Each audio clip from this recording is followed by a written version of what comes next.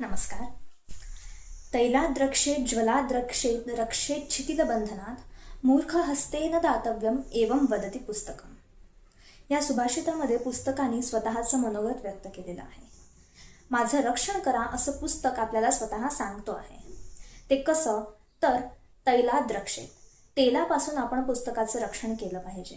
तेल जर पुस्तकावर सांडलं तर पुस्तकाची पाने खराब होऊ शकतात. दुसरं म्हणजे पाण्यापासून पुस्तकाचं रक्षण केलं पाहिजे.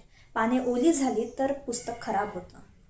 त्याचप्रमाणे पुस्तकाची बांधणी किंवा ग्रंथाची बांधणी ही पक्की असावी, जेणेकरून पुस्तकाची पाने सुटू नये किंवा फाटू नये. त्याचप्रमाणे अजून एका विशिष्ट गोष्टीने आपण पुस्तकाचं रक्षण करू शकतो.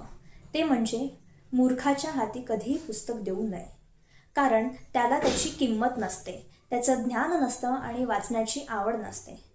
त्यामुळे या एका गोष्टीपासून आपण पुस्तकाचं रक्षण करू शकतो. धन्यवाद.